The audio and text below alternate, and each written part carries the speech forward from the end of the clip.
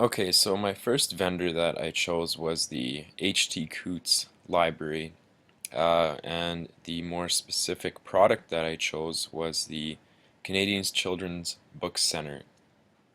How I would use this product in the classroom would be for almost all subject areas, just by showing you here by clicking the link. This is an example of First Nations themed books for kids and teens. So we know that Aboriginal history or First Nations history is a big part of the curriculum, but this particular product gives you access to tons of different books that allude to possible Aboriginal art or Aboriginal history. And the more we scroll down, we can see just how many of them there are. So, in case there is not that many resources in the classroom, this website gives a good accessibility to lots of different stuff. I mean, there's novels here as well as just children's books, picture books, novels, nonfiction. So as we can see, there's a wide variety. Uh, why would it be valuable? It's pretty easy to see why. I mean, again, if your resources are limited in the classroom, this website offers you just so many different things, a variety of different things. Uh, I mean, like something like the picture books would be extremely valuable in elementary room, and something like nonfiction or novels would be more valuable for the upper grades. So I think in terms of curricular outcomes for students to have an understanding and appreciation of First Nations or Aboriginal culture, this would definitely help them hit that mark. The second vendor I chose was Aroga Technologies, and the product is specifically large print keyboards and stickers. I found this one very special to me because I did work with a blind student during my IPT. Basically, what these large print keyboards and stickers are they have the features of larger colors and larger basically symbols on the keyboards to help visually impaired students access them better, just to see better. They come in a variety of different sizes and colors. As we can see down here, there's a variety of different types, I guess. Um, Again, it would be obviously used for the visually impaired students.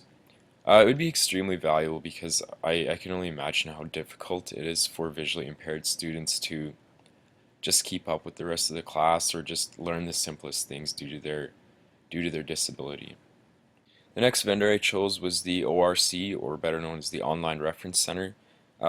This is primarily used for researching references.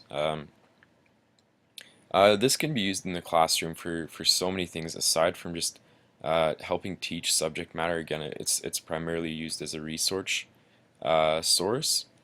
And as you can see here, there are just tons and tons of different sources. There's a variety of different subjects. We have Shakespeare, we have science, we have Peel's Prairie Provinces, and these all range from videos to pictures to websites.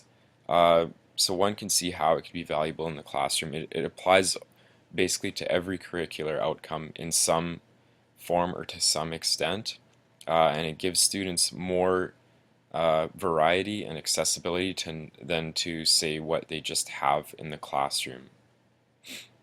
This next vendor is Windows. It's called Tap to Talk. I really like how it's available and accessible through lots of Windows products, as well as Apple products such as iPads, iPod Touch, iPhone, Android devices, and Nintendo DS. This this product particularly gives a voice to kids who can't really speak, as we can read in the description here. It's an alternative communication device. So basically, tap a picture and tap to talk will speak for a student who maybe has difficulty speaking. Um, Again, it would obviously be used for students with that sort of impairment. It would be valuable for them so they can also have a voice and feel like they're actively participating in the classroom and in what we're learning.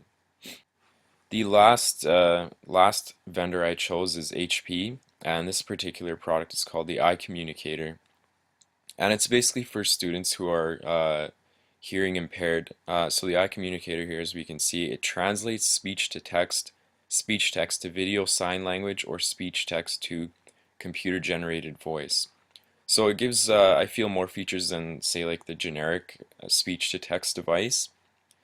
It would be definitely extremely valuable for the impaired student, and it can be applied to almost any subject area we're learning where that hearing impaired student could participate. It would be valuable to them because I've also worked with hearing impaired students, and I've seen frustration come out sometimes when they're not participating or not able to know what's going on. So this would be definitely valuable for them to participate in classroom activities.